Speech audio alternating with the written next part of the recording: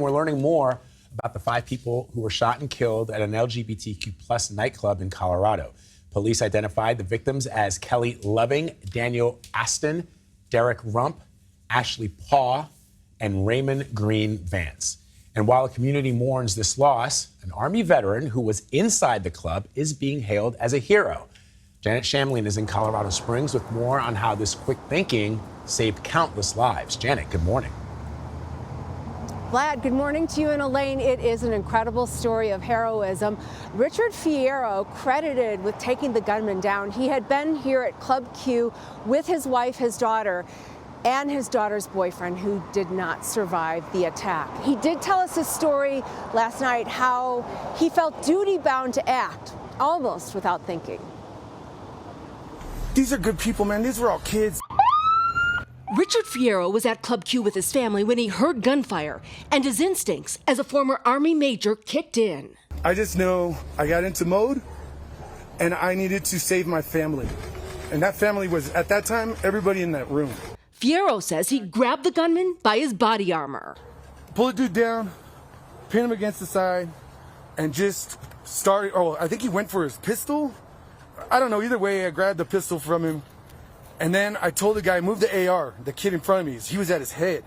I said, move the AR, get the AR away from him. And the kid did it. And then I started wailing on this dude. And I'm on top of him. I'm a big dude, man, and this guy was bigger. And I just kept wailing on him. And I told the kid in front of me, kick him in his head, keep kicking him in his head. Investigators say Fierro's actions, along with that of another customer, Thomas James, saved lives. But sadly, his daughter's boyfriend, Raymond Green Vance, wasn't one of them. He was dancing with my kid, and my daughter got to spend her last day with him happy.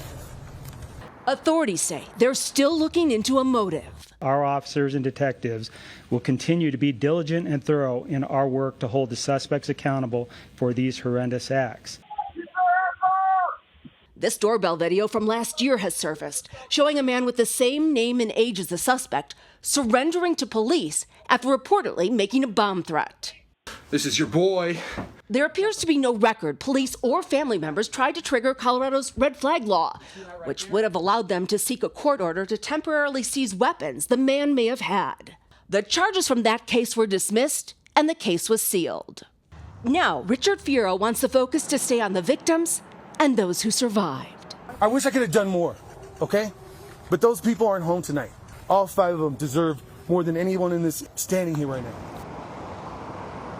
What a humble man. 13 of the 17 shooting victims are still hospitalized, as is the gunman.